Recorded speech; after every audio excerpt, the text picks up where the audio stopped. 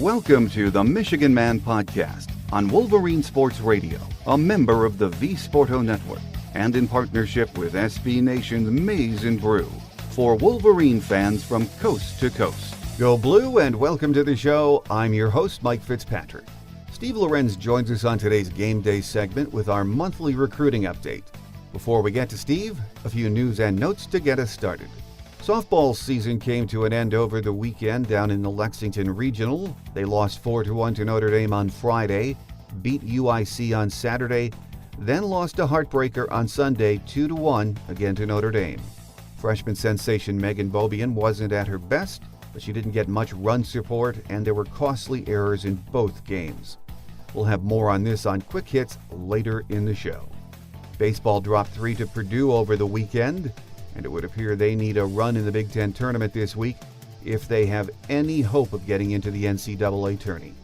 Jim Harbaugh said on Monday that next year he will be taking the team to South Africa. They will even be taking a safari while there. Not many details were released, so stay tuned on that topic. As of this morning, Michigan's 2019 class has 10 verbals. It is in just about everyone's top 10 right now and considered the best in the Big Ten.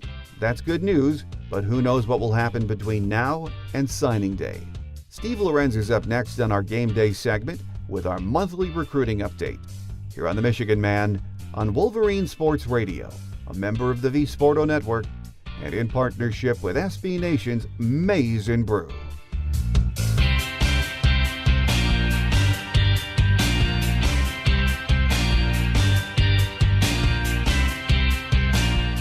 Back with us on our monthly recruiting update on our Game Day segment is Steve Lorenz from 24/7 Sports. Steve, great to have you back as always. Thanks, Mike. Always glad to be on. Well, here we are in May, heading towards the end of May, and who knows with the new signing period how things are going to go down in the recruiting world this year. But looking back at April, Steve, pretty darn nice month for Michigan. Let's start with there were 4 commits, by the way, 4 verbals. Let's start with a couple of the offensive linemen in the class that committed.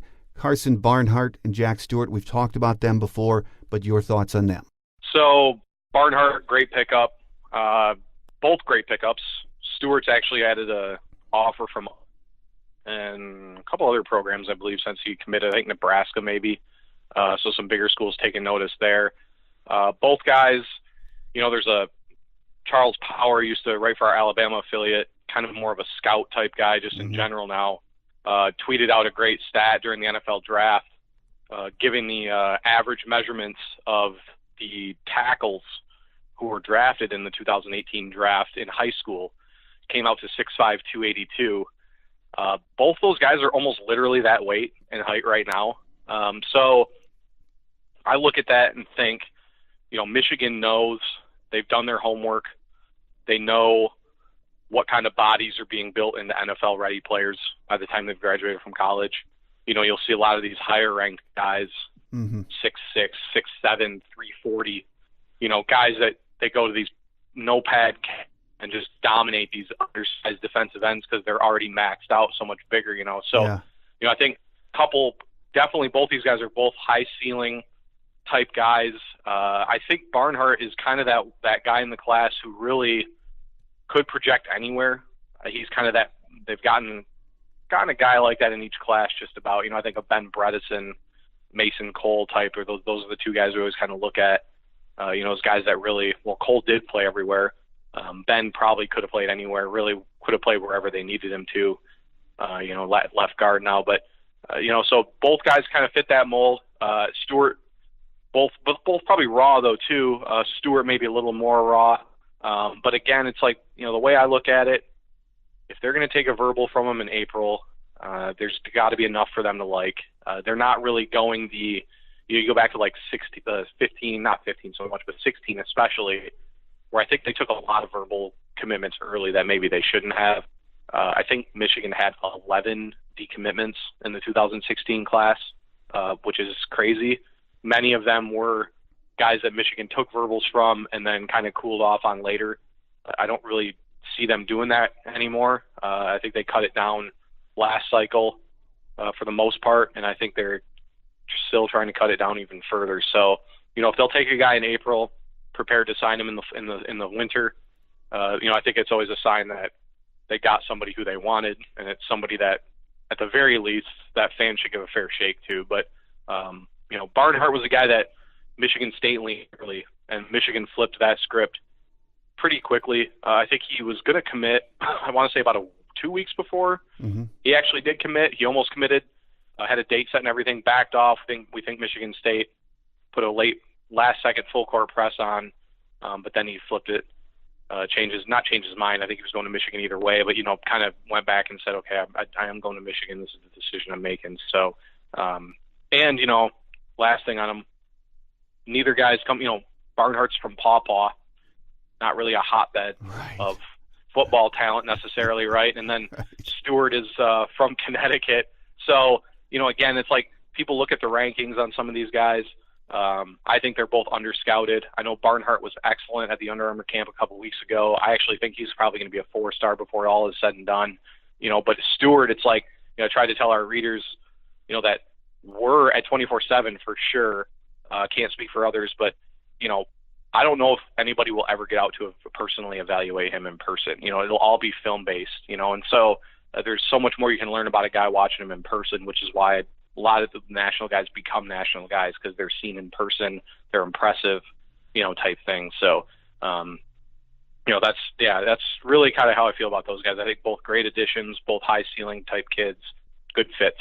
Well, Jack Stewart, isn't he one of those kids? I think I had read him say that his dad and his coach didn't want him going out doing the camp circuit and all of that stuff. So he's one of these kids that, I don't even know what his star rating is, but he didn't do that. He was not a big camper, was he? No, he's a 3-star guy. I think we have him at like an 87, which is like, that's fine. Like, that's a good, people scoff at the 3-star, but and anything over an 85 is like a high caliber recruit, in my opinion. I mean, even the lower 3-star guys, there's a ton of them that pan out in college every year, but just the odds are, I think you get 86, 87, 88. I mean, Michigan's number 1 ranked defense has 5 or 6 of those guys on there, the 87s and 80. Devin Bush was an 87, Hudson was an 88. I mean, you look at that now and you laugh.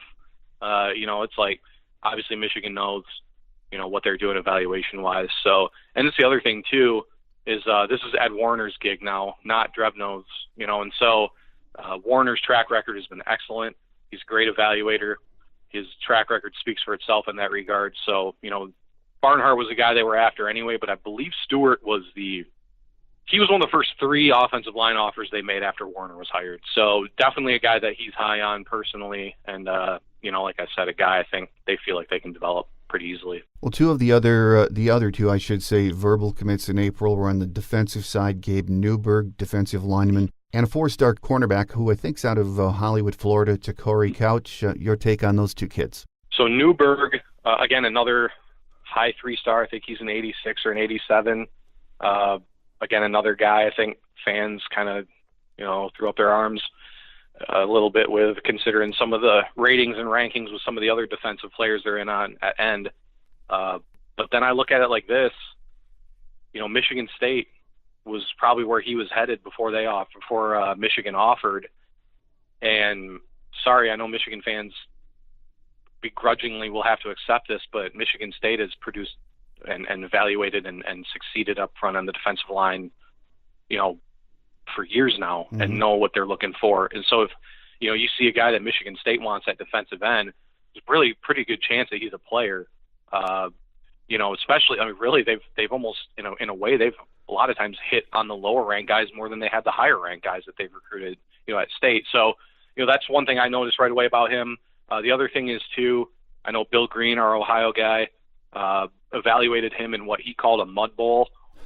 Said it was really hard to grade him properly because of the weather played in the game. Again, another guy he specifically said is a guy that could see his profile rise throughout the summer and then heading into the fall once the real games begin. So, Newberg, lifelong Michigan fan too. I know he sent Bryce Marich of our site, Michigan site, some pictures of him when he was like 3-4 years old in a Michigan jersey. And I'm of the opinion that if a guy's got a lot of talent and they love Michigan that much, they're going to be a good fit. I mean, these are kind of kids that would run through a wall, to play for the program. And you can't really put a value on that, in my opinion. I mean, there's you talk about the names back in the 80s, the guys in the 80s and 90s that the program was built on. That lifelong Michigan fans, guys that grew up, rooting for the Wolverines in Ohio. So good fit there. Again, they're looking like they're going to end up with a strong defensive line class this cycle. And then Couch is the most interesting fit of all. I think Michigan's cornerbacks the last 2 cycles averaged 6'2" in height. Right. I believe Couch is 5'9", probably. Yeah. 5'9". So his profile says that he's 148 pounds, which actually is accurate right now, or it was as of about a month and a half ago. But he's also a track athlete, and that's where they lose weight when these kids are running sprints and all that stuff all spring or all winter in the track meets.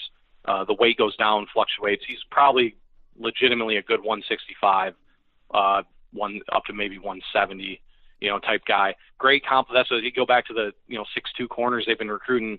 Couch is kind of the perfect complement in that regard, as a guy they could put in at nickel. I think he's a surefire nickel for them, and then a good one too. I think he already had a pick 6 in the spring game.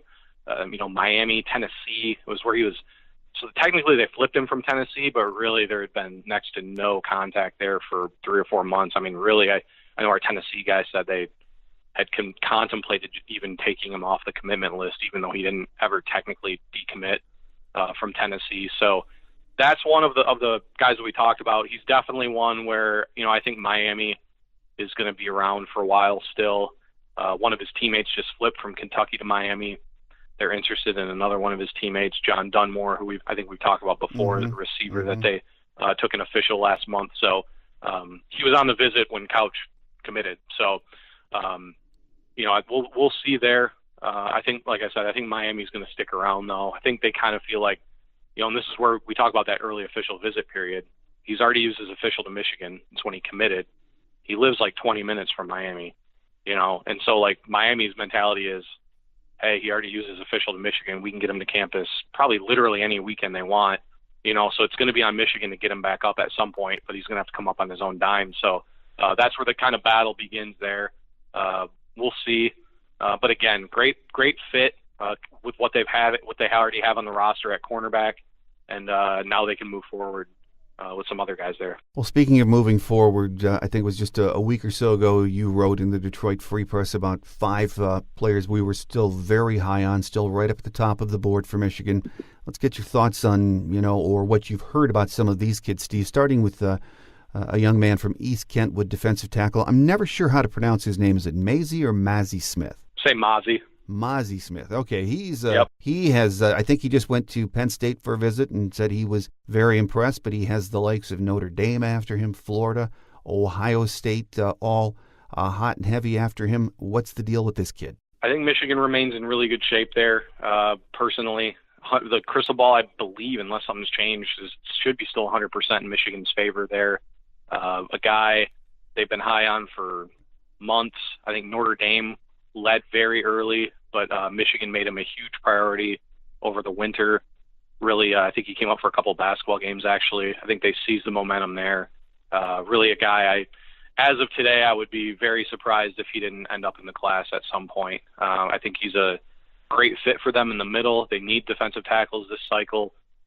He's, like I said, really, you go down their defensive tackle board, really he's about the only one. There are a couple other guys too, but really the one that they've made the biggest priority for the longest amount of time. I mean, just kind of a natural fit there, and a guy that, like I said, would be a really great fit for them in the middle. And Greg Madison, again, I mean, he's kind of the west side of Michigan recruiter.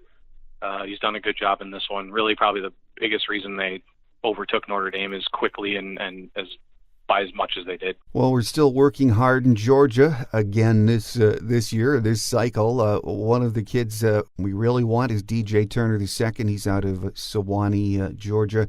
three-star prospect, and we have plenty of company in recruiting him, Alabama, Georgia, Clemson, and a bunch of others. But, from everything I hear, Steve, he appears to be a Michigan lean right now. Is that what you hear? He's another one that, as things stand today, I feel pretty good about Michigan's chances.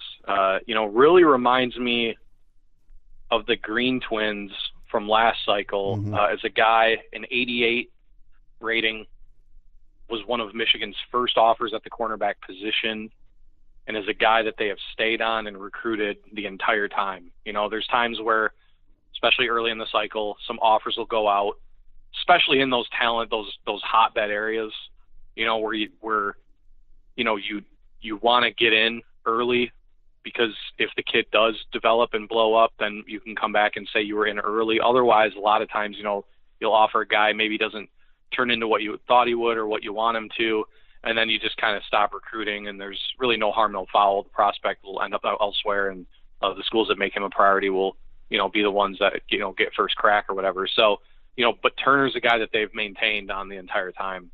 And close friends with Chris Hinton, the defensive line commitment, who's been recruiting him.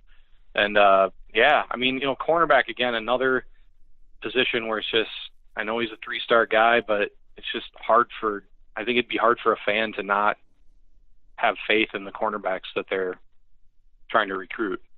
I mean, they've had so much success at the position. Right. You could argue, that their starting duo this year could be maybe the best 1-2 in the country. I mean, they're definitely one of the 2 or 3 best duos in the country for sure, with David Long and Lavert Hill, and Jordan Lewis is already showing that he was completely underrated. As far as where he was drafted. So, so it's a position where I think you have faith in what Michigan's doing.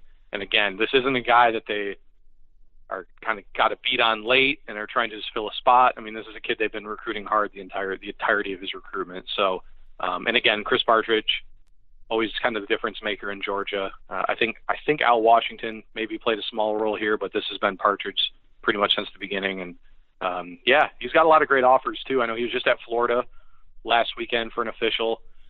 I think they're probably the other school, but again, he'll visit Michigan this 22nd of June, and he's supposed to make a verbal on the 25th. I mean, that's usually a pretty good indication, as long as his visit isn't a complete wreck, which right. No anticipation it would be. That Michigan would be the choice when he makes that verbal. Well, William Harrod, big offensive tackle from Fort Washington, Maryland, someone we've talked about, Steve, over the last couple of months. I know you have said before that you think Michigan is in the lead for him, but he's been offered, I think, recently by LSU. He's a 4-star recruit. He's also, I think, being recruited heavily by Oklahoma and Oregon, but I know you've said before you sort of have a hard time seeing him ending up anywhere else but Ann Arbor. Yeah, and that hasn't changed. I think the only hiccup, not a hiccup even, but just one of the questions was if, because Drevno left, if that would have an effect.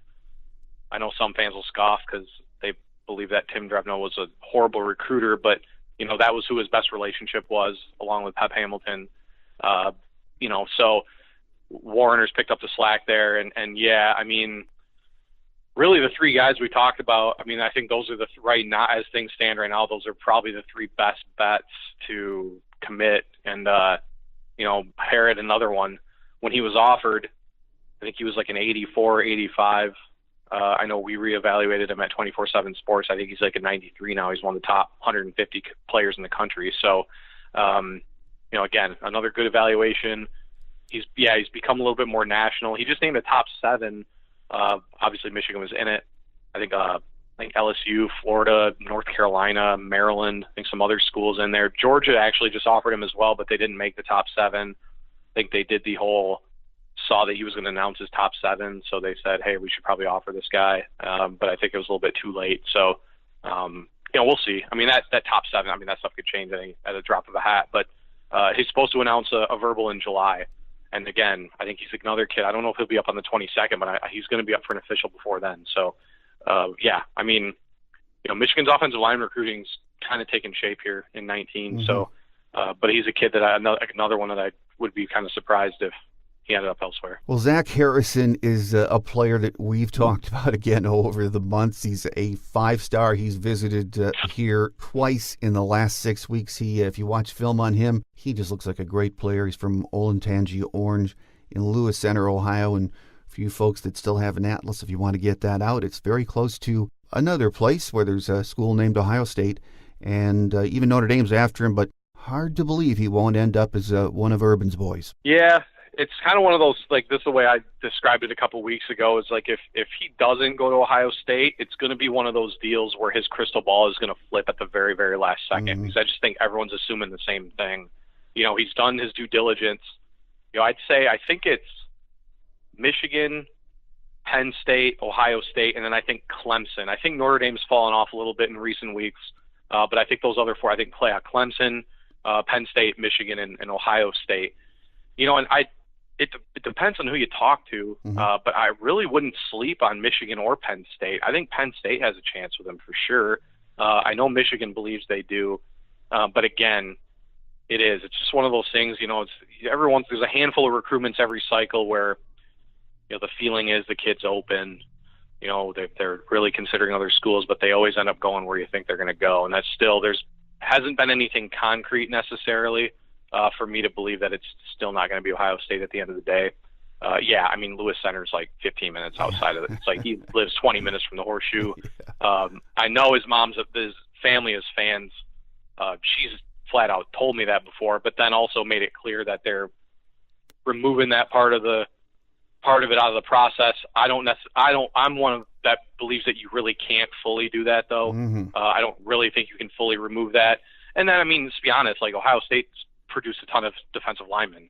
It's not as if he goes to Ohio State, it's only because they're right there. Ohio State's done a great job up front. That being said, I think he's a kid that's going to be really, really good no matter where he goes. But yeah, again, kind of the same there. I would not be surprised if he's back up to Michigan again, though, next month at some point. I think they get an official from him, and they're going to take their shot. So Penn State already got their shot. I'm guessing Ohio State, because I think he wants to get it over this summer. I'm guessing Ohio State will try to get the last official. That's what they're known to do. That's what I would be trying to do if I was them. So I assume they'll try to work it out that way.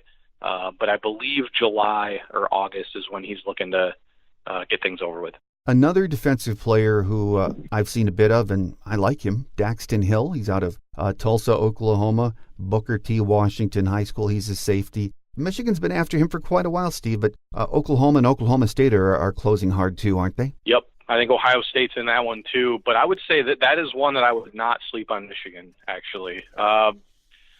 Safety, probably the one spot that they really have not reeled in a blue chipper. Right. I know some would say running back, but Kareem Walker was ranked 105th overall in the composite when he signed. I know it hasn't panned out yet for him on the field, but he was a top flight running back recruit when Michigan signed him. So you'd have to just strictly from a recruiting standpoint. That safety is kind of the one spot. Hill and Lewis Sign as well, who's transferred over to I think it's Cedar Hill Academy in Texas. Both of those guys Michigan is in on, and both of them, either one or whoever, Hill's a little bit higher ranked, but they would be the second and third ranked highest ranked safeties that Michigan's ever recruited since the recruiting era started in 2000, or the rankings era started in 2000. So, it's just, so it goes without saying, and I think that's one of the pitches, as it should be, as I think Hill for sure is a guy that could play right away. And, Michigan will lose Tyree Kinnell after this year. And then, really haven't, Jamerick Woods, I think, is a young guy is going to make an impact this year. And Casey, they used a grad transfer this year to fill in with safety with Casey Hughes, the Utah transfer. So, that there's potential opportunity there for young players to come in and play. So, I think that's kind of one of their angles with Hill. The one, his older brother plays for Oklahoma State. That's kind of their ace in the hole. Oklahoma's Oklahoma. They usually get who they want out of the area. That being said, though, Booker T. Washington, where he plays, is kind of a program that their players tend to kind of go where they really want to go. Not saying you wouldn't go to Oklahoma or Oklahoma State for sure. I mean, those are definite distinct possibilities, but it's not the Oklahoma lock that most of the major programs in that state would be necessarily. So that's one I wouldn't sleep on Michigan's chances for. I mean, that's another Partridge deal. He's done a great job. The visit that he was there in March. The visit went really, really, really well. Family liked it. The kid liked it, obviously. So, but yeah, I definitely think Michigan's ahead of Ohio State. I'd say he had a top 6. I think Alabama was involved, and Clemson. So again, the typical suspects, really. I mean, Alabama, Clemson, Ohio State, and then you had Michigan, Oklahoma, and Oklahoma State. Michigan's definitely in the top 3. And I think if it could be even higher, really. With us here on our monthly recruiting update on our game day segment this week is Steve Lorenz from 24/7 Sports. Steve, coming up a big recruiting weekend. I think it might be the biggest one so far of this cycle, June 22nd. We just talked about Lewis Sign. We've been talking about him for months. He's coming in for the visit, from what I understand. But we're going to be seeing defensive end Michael Fletcher, 5-star Michigan commit Chris Hinton, 3-star defensive end Aeneas DeCosmo, and more of those players. It is a huge, huge weekend. Do we expect some commits possibly rolling out of that weekend? As far as like when they're there, that's always up in the air, but there are a few of those. DeCosmo one, I think, who will want to end things pretty quickly after that. I believe his other officials are scheduled before that. That's a Michigan-Stanford battle. I think Notre Dame's in that one too, but I think it's Michigan or Stanford. Probably would give Stanford the edge there right now, but I also know that he's been relatively impressionable, I guess. Michigan was a huge leader. I mean, that's literally his words, not mine. After he took his unofficial there a couple months ago, goes to Stanford and then says that they have the edge, and so Michigan get him back on campus. Like, he's a guy. I mean, there are 3 or 4 guys this cycle that they're recruiting. He's one. He's terribly underrated. I think we have him as an 86. Mm-hmm. He's a 4-star in my opinion. I don't really even think it's particularly close. I think he's a perfect fit. I think he's a guy that could be a Viper, could be a sort of that rush end linebacker, like a Josh Uche type guy, with the way they've been using him, as a guy that could rush, that they just put into blitz pretty much.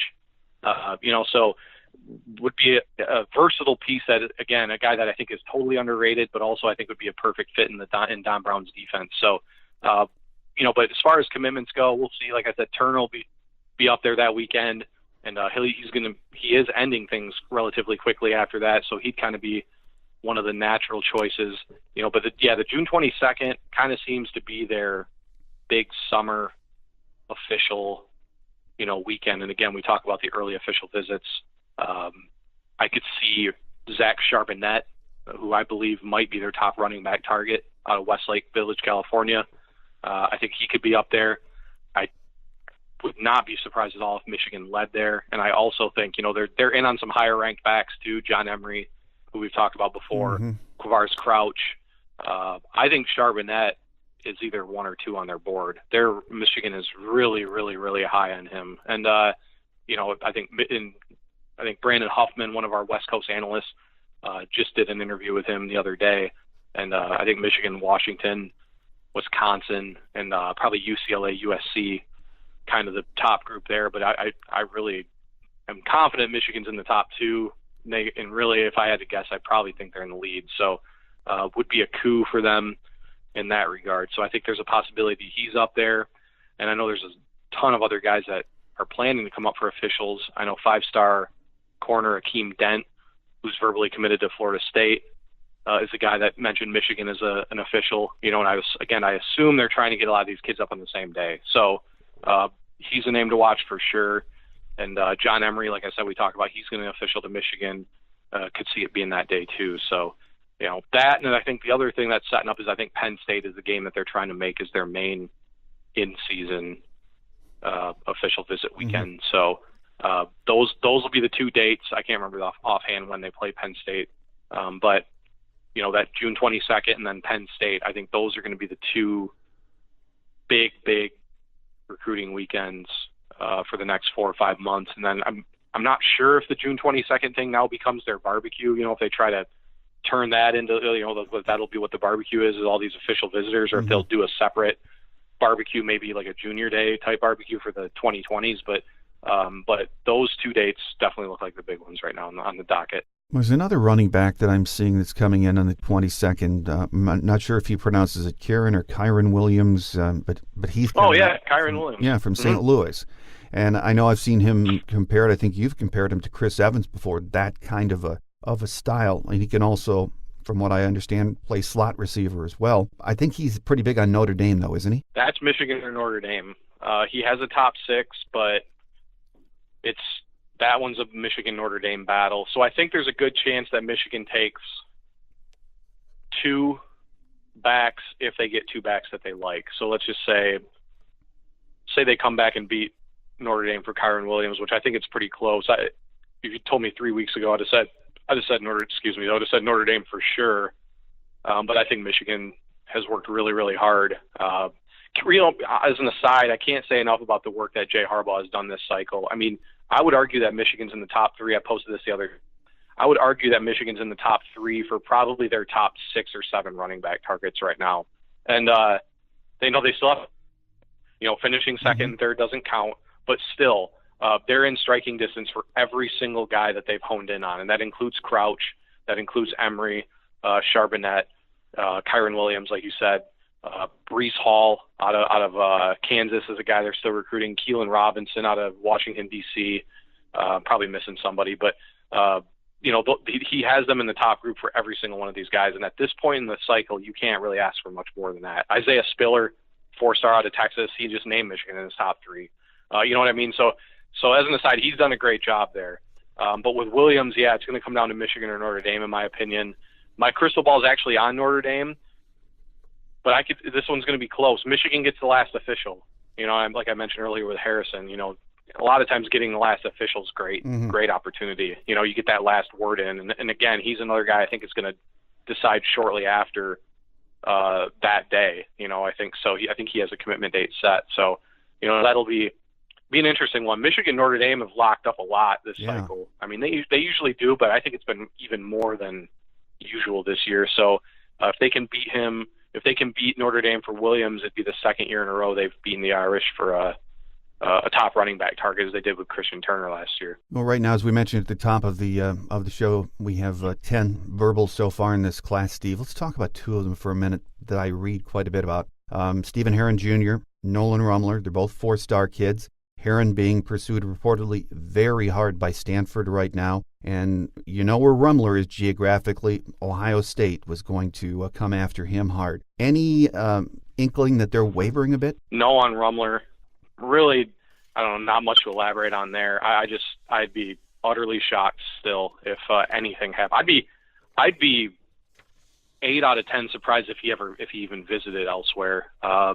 If he did, maybe he'd go with some high school teammates. There's a couple highly recruited younger kids at Hoban, where he's at in Akron, who are, could maybe visit Ohio State or something like that. But no, I mean, comes from a diehard Michigan family, was a guy that, my favorite crystal ball of all time, because I predicted him like literally 3 years before he committed. So it's like, I'd say if he didn't sign with Michigan, I'd be pretty disappointed personally, because I always felt good about that crystal ball. So, but no, he's one I'd be very, very, very surprised on. And with Herron, as of about 2 weeks ago, said he was solid, said there was nothing, he's listening to other schools, but that he's 100% committed. That one I still think, it's the deal with Stanford. When you're recruiting against Stanford, is like you're recruiting against their like acceptance calendar, because a lot of kids don't even know if they can get in and play for Stanford until I think it's like December or something. That's what happened with Devery Hamilton a couple cycles ago out of Baltimore, the offensive lineman they had committed, who kind of flipped to Stanford at the last second. What was come to find out, it's because he found out he got accepted. And so with Stanford, it's like this like long like period of time. You know what I mean? So right. I this is my anticipation there. If Michigan really starts to believe that this kid wants to go to Stanford more than he wants to go to Michigan, I sometimes wonder if Michigan will ever back off of a kid like that, because otherwise what you're doing is you're basically Michigan's being used as a placeholder until they find out if they get into Stanford or not, and then they get burned at the last second, right? So, I mean, Michigan want to hang on to him and sign him, obviously. I mean, he just had a great, from what I heard, he sounds like he had a great rivals camp. I believe somebody posted on our board he was the MVP at a recent camp of theirs. So, I mean, he's having a pretty good off season. But again, I mean, I think this is another, Michigan or Stanford. Hard to gauge exactly how solid he is, though. I think he's pretty solid, but, we'll see. He should be on campus again pretty soon, though, which will help because he hasn't been there in a while. Well, we've talked about these next couple of kids for the last couple of months, too. Running back Quavaris Crouch, who I've been reading maybe wants to play linebacker or is being recruited as a linebacker by some schools. He's out of Charlotte, North Carolina. And five-star Isaiah Williams, I haven't read or seen if anything's changed with those two kids lately. What's the update on them, Steve? Nothing on Williams. Illinois has pretty much given him the keys to the kingdom, so I'd be really surprised if Illinois was one of the few schools that was even going to give him a chance at quarterback, and they successfully, kind of used the, we want to build our program around you type pitch, which, again, if you're Illinois, that's the type of thing you need to do. I think he's a kid worth taking a chance on for sure. I mean, he's really, really dynamic, and also plays for possibly the best high school program in the Plains as far as like the Missouri, Kansas, Nebraska, Iowa, Illinois area at Trinity Catholic. I mean, they have 8 or 9 BCS level prospects on their roster. I mean, Illinois hired their high school coach to coach tight ends. Mm-hmm. Pretty much like, hey, can you come recruit for us, type thing. Because that's really, in my opinion, that's what it comes down to. So, I don't anticipate any change or any movement with Williams. I'd be really surprised, even if Illinois has another bad year, which I would expect them to. So, nothing there. With Crouch, so it's interesting because, I mean, it seems more and more like he's leaning towards playing linebacker, which in a funky way may not be the worst thing for Michigan because, we talked about Charbonnet, mm-hmm. Kyron Williams, talked about all these other guys that they're in like really good shape for at running back or appear to be, they could just shift. Basically right now with him, for Crouch though, is like any of these schools are basically saying, please just come play for our school and we'll play you where you want to play. Like, cause he's just too talented, but Michigan could legitimately pitch him at linebacker. I think they're pretty much pitching him as an athlete anyway, as they should. Again, basically like, just like, these schools are just lining up saying like, please just play for our school and we'll figure it out later. We'll play where you want to play. So we have him listed as an athlete now. I think Michigan would probably tell him, and I think they have, like that he could play on both sides of the ball if he wanted to. You know what I mean? Like could be one of, Harbaugh's done that at running back and linebacker. Not many programs have, but he has. So, so we'll see there. Tennessee randomly has kind of popped in, I think would probably be the pick as of today. And then I think Michigan is, I would say, I mean, we're explicitly told, I think Michigan's probably in the top 3 right now. But it's really hard to know who the other school is. Could be Clemson, could be Alabama, South Carolina is involved, North Carolina, so he's got a lot of Florida State, there's a lot of programs involved there. So, again, kind of one of those guys I feel like ends up elsewhere just because. But again, that's a keys to the kingdom type of. Tennessee kind of needs a big name to build their program around, and that's where they kind of popped up out of nowhere, like I said. But I was able to, our Steve Wilfong, our national guy, put in a crystal ball, and I was able to corroborate that information that Tennessee would probably be the pick as of today. But flip side is he's not deciding anytime soon, so there's plenty of time there. And again, another guy that should take an official. Every belief is that he will be back on campus. The only thing going against Michigan, I know people don't want to hear it, is the weather. He's been quoted on that, which is not usually a great thing. But again, I mean, we'll see. He also, that on the flip side of that, he had also said that Michigan was his best visit. So it's kind of a weird, he obviously likes it there, but I'm sure every other program will be negatively recruiting the heck out of him as far as the weather goes. So, that'll be little bit of a factor to overcome, it sounds like. But yeah, so that battle just kind of continues, but Michigan, again, thanks to Jay Harbaugh, is right in the thick of it. As we talked about, it's a great start to the class. 10 verbal commits, rated number 1 in the Big Ten, number 7 in the country right now, with a lot of really highly touted prospects leaning our way. So Michigan fans, have every right to be excited. But as you mentioned, Steve, there have been a lot of decommits the last cycle as we progress through the fall, which sort of makes me wonder with a lot of these kids. We get really excited when they commit and when they say great things about Michigan and seem to be Michigan leans, but maybe more so than in a long time things have started to turn on the recruiting trail. I think that a lot of it depends now what happens on the field this fall. Oh, yeah. I mean, look at Georgia. How they finished last year. Yeah. I think they signed 7 5-stars or something insane. Make it a berth in the national championship game. Granted, they're a program that the limits are endless for them just because there's so much talent in their state alone. Michigan maybe doesn't have that benefit. But again, if Michigan was where Georgia was last year, Michigan would have signed a much higher ranked class than they did. I mean, it's hard to deny. Not saying they didn't. They loved the guys that they signed, but there were a few misses there late that, kind of clear that winning big may have helped them, or may have put them back in some races that maybe they were out of, that type of thing. So, yeah, I mean, the play on the field in the fall always matters. I mean, you kind of look at what Penn State's doing. Penn State put together a nice class. Well, look at what Michigan did in 2017. I mean, it's probably the best class on paper that they've ever signed, or close. It's definitely one of the two best classes they've ever signed on paper. That was coming off a 10-win season, where they were a foot away from probably going to the playoffs, So, yeah, that stuff matters. It's going to play a role for them, this cycle in finishing some of those national races. You get like a guy like Crouch, or let's say a guy like Harrison, although I don't know how much of a factor it'll be with him, but those blue chip, no doubter 5-star type guys, that you can steal a couple of those, if you win some big games. So it's always a factor. I still stand by the winning and putting kids in the pros are always going to be the two biggest factors in building elite recruiting classes year in and year out. And I think Michigan is halfway there.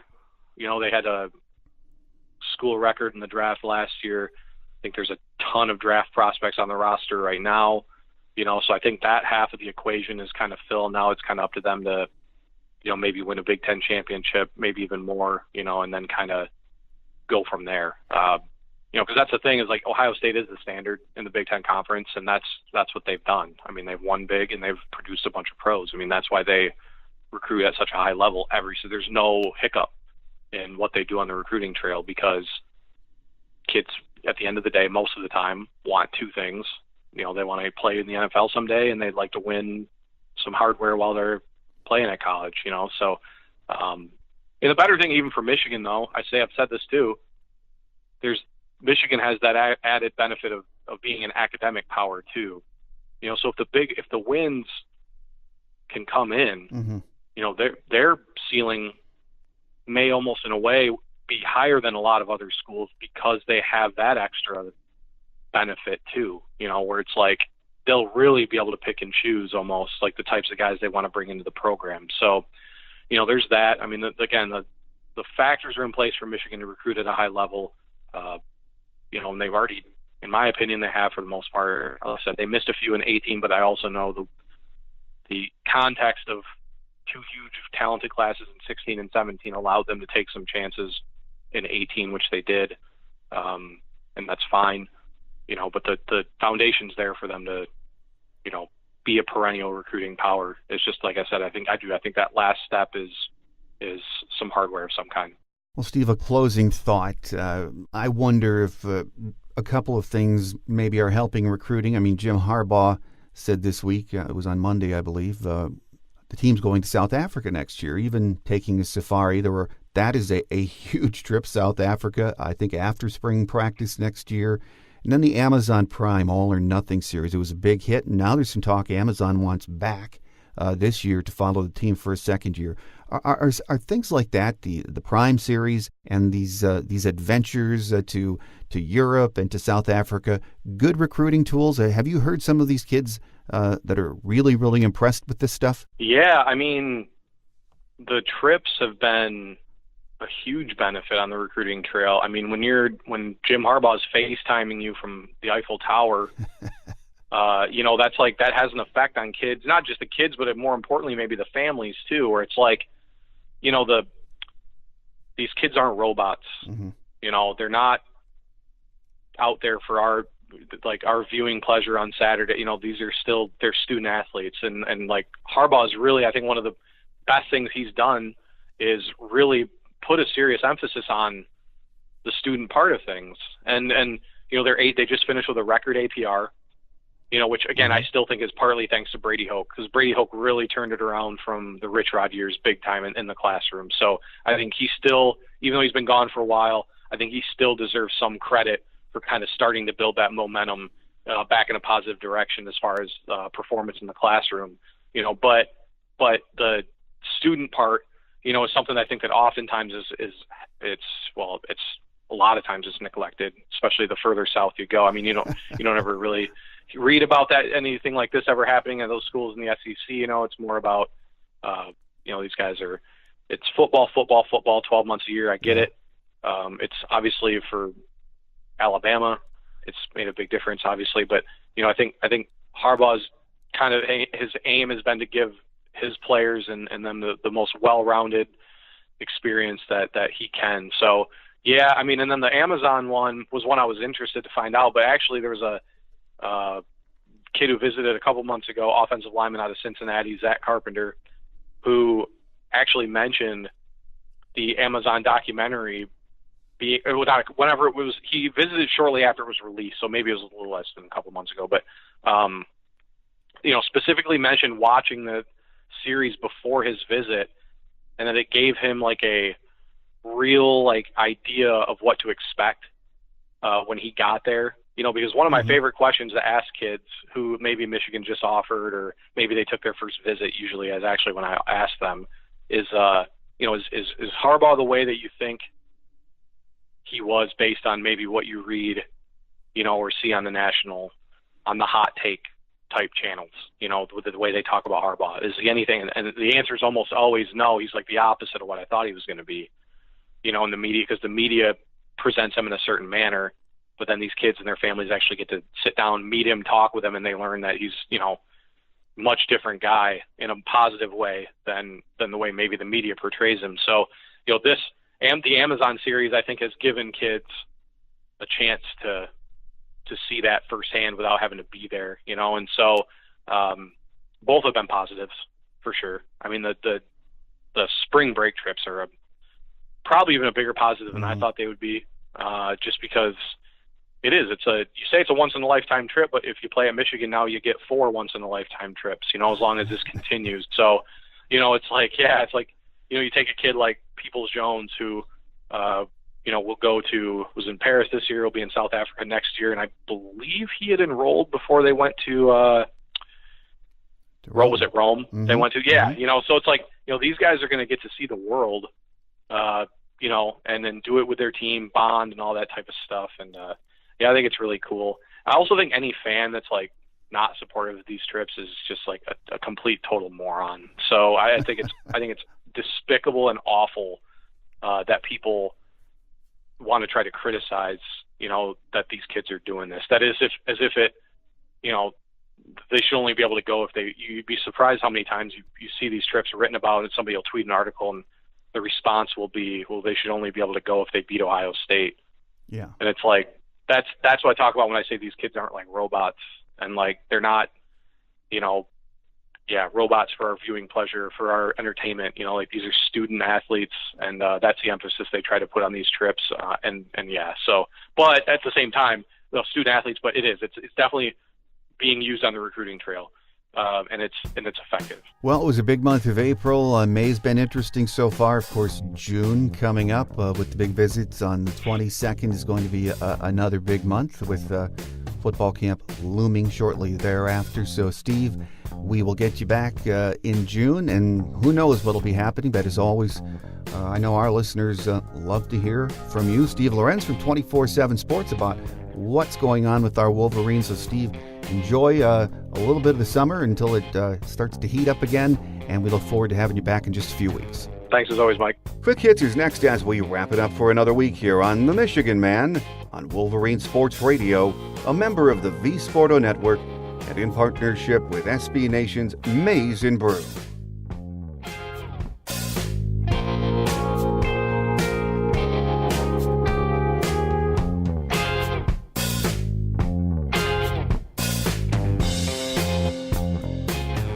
On Quick Hits today, the number 17 ranked University of Michigan softball team sacrificed a late lead in a 2-1 heartbreaker to Notre Dame in an NCAA regional elimination game on Sunday afternoon at Kentucky's John Kropp Stadium.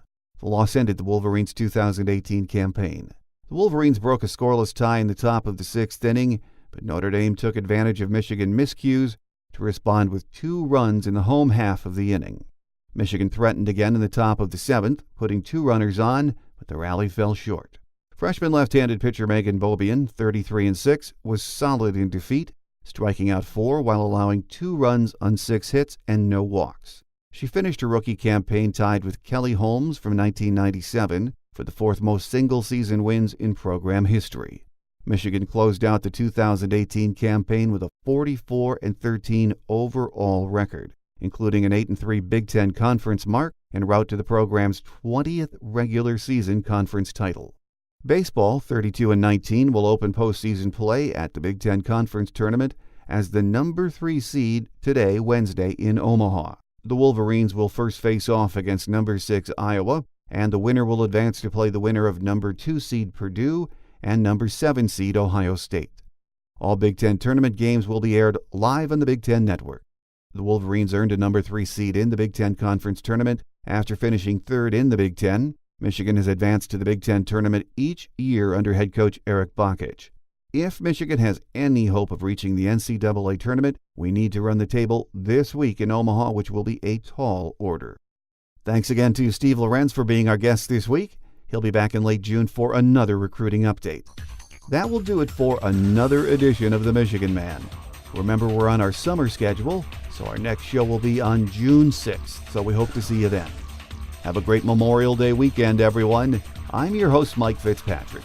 Until we meet again, take care, and as always, go blue. Thanks for joining us today on The Michigan Man, here on Wolverine Sports Radio, a member of the V Sporto Network, and in partnership with SB Nation's Maize and Brew. Our listener lines are open 24/7 for your calls at 313-263-4842. That's 313-263-4842.